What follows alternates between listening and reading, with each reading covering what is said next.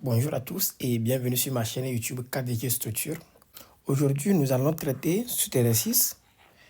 Et en fait, c'est un portique.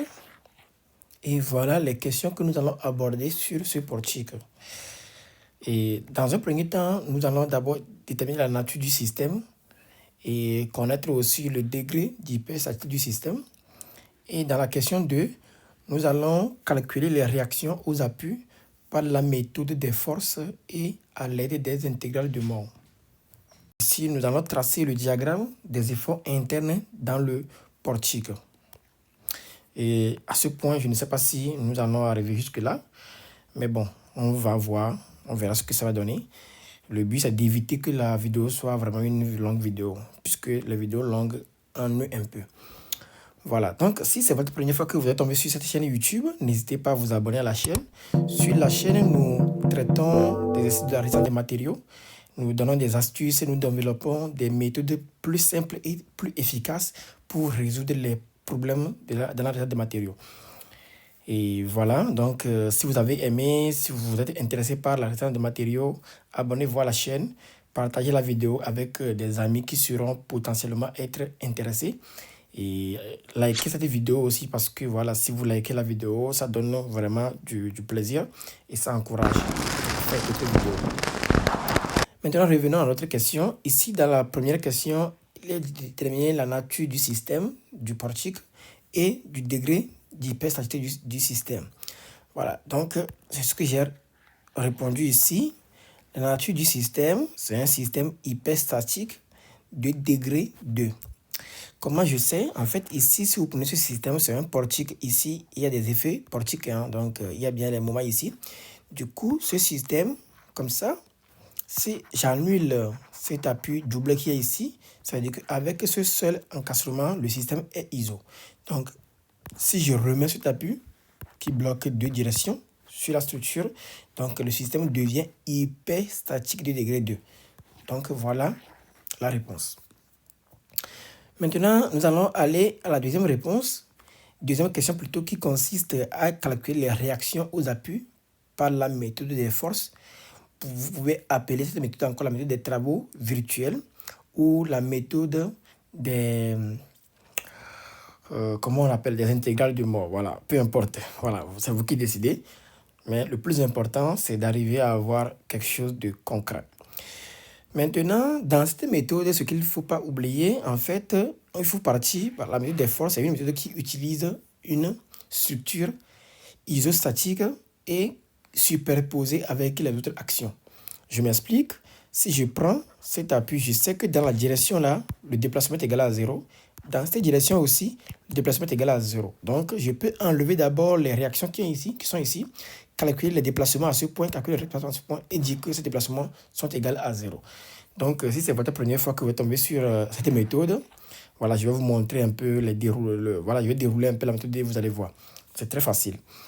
Ici, pour répondre à cette question, qu'est-ce que j'ai choisi? J'ai choisi de partir sur plusieurs solutions. Solutions type, voilà. Maintenant, comme j'expliquais, la méthode de déplacement permet de partir d'une structure ISO et associer les autres solutions, les autres structures. Donc, j'ai pris ici la solution 1. La solution 1, ici, qu'est-ce que j'ai fait? J'ai supprimé la réaction qui est ici. En fait, les deux directions là, j'ai supprimé cet appui qui est là. Donc là, j'ai pris mon système ISO. Et sur ce système ISO, j'ai mis ma charge. En fait, on prend le système dans son ensemble, on enlève tout ce qui apporte des réactions supplémentaires ou des appuis supplémentaires ou des inconnus supplémentaires. Donc, c'est ce que j'ai fait ici. J'ai supprimé les deux inconnus là. Donc, ce système est ISO. Maintenant, j'ai repris le même système ISO que j'ai ici.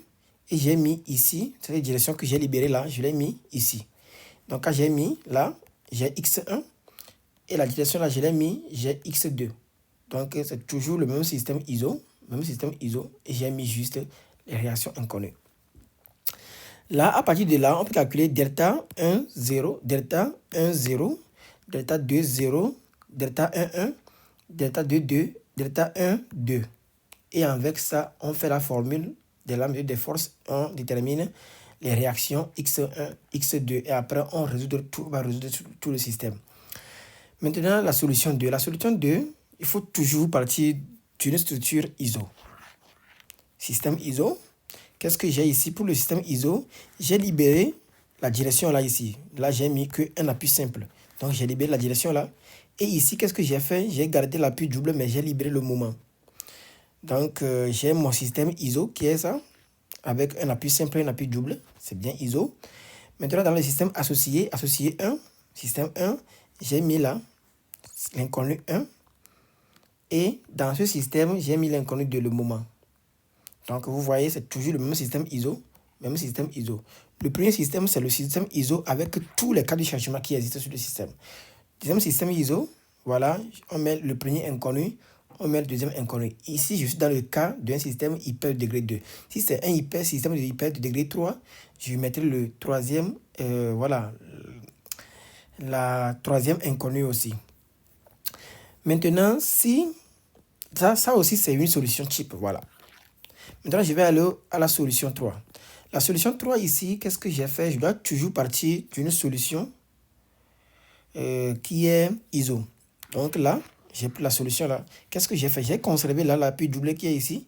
J'ai libéré cette direction et j'ai libéré le moment aussi. Donc, j'ai mis que appui simple ici.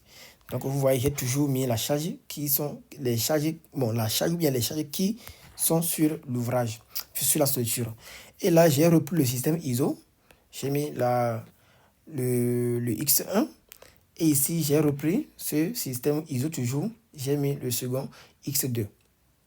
Donc ça aussi, c'est une solution type. On peut partir de ça, calculer delta 1, 0, delta 1, 0, delta 2, 0, delta 1, 1, delta 2, 2 et delta 1, 2.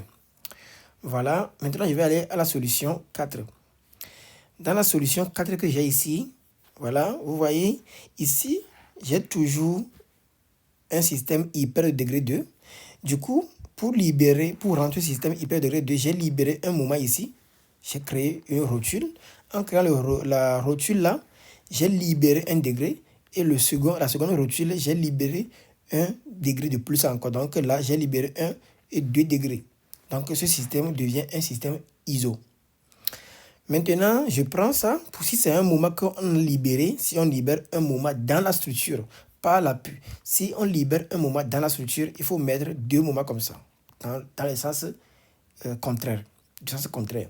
Donc, j'ai pris le système ISO, j'ai mis le premier X et le même système ISO, j'ai mis le second X, X1 et X2.